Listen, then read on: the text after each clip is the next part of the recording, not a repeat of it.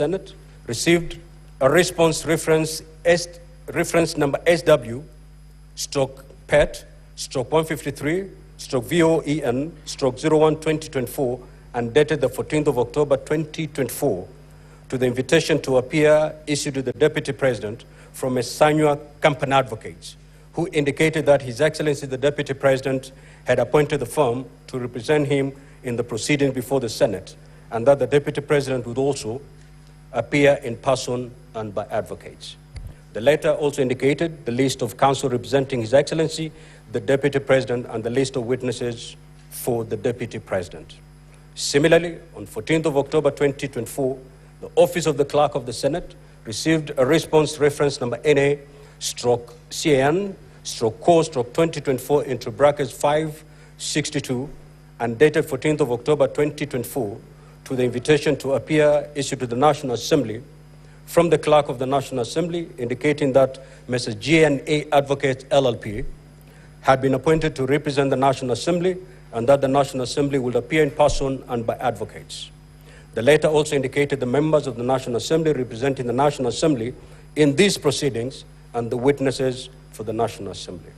Pursuant to Rule 8 of the Rules of Procedure, when considering the proposed removal from office of the Deputy President in plenary, on Monday, 14th of October 2024, the Clerk of the Senate furnished each party with the documentation filed by the other party in accordance with Rule 6 and 7 of the Rules of Procedure. Honorable Senators, ladies and gentlemen, the hearing program, which has been appended to today's order paper, details the various activities in the hearing and determination of the matter and the time allocated for each activity. It will be crucial that all parties comply with the time allocated. I will repeat, it will be crucial that all parties comply with the time allocated. The parties will be notified of the balance of time on each activity through the clerks at the table. In summary, the program states that after we have dispensed with the preliminary matters today, Wednesday, 16th of October 2024, the charges against the Deputy President, as submitted by the National Assembly, shall be read. Thereafter, His Excellency the Deputy President will be given an opportunity to take a plea on the charges. This will be followed by an opening statement by the National Assembly and the Deputy President.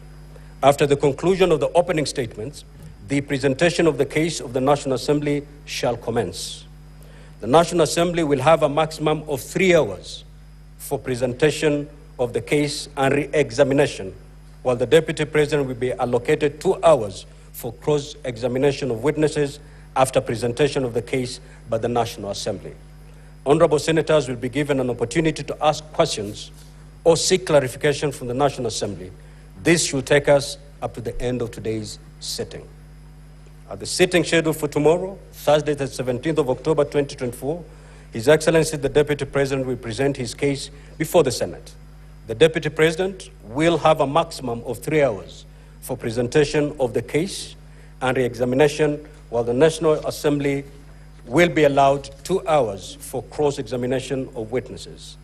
Honorable Senators will also be given an opportunity to ask questions or seek clarifications from the Deputy President, following which the closing statements by the parties will be made for a period not exceeding 1 hour each.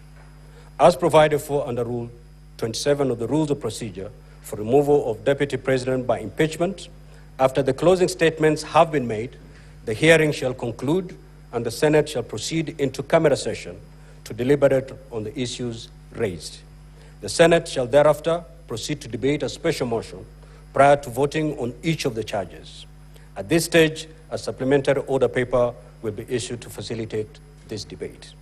In accordance with Article 145(7) of the Constitution and Standing Order 788 of the Senate, the voting shall be by all senators. The Deputy President shall cease to hold office if at least 2/3 of all senators vote to uphold any of the impeachment charges. If, however, the vote in the Senate fails to result in the removal of the Deputy President, the Speaker of the Senate shall notify the Speaker of the National Assembly accordingly. Honorable Senators, I now invite counsel for the National Assembly to introduce the legal team of the National Assembly and the members representing the National Assembly by stating the full name and designation of each person. You may proceed, counsel.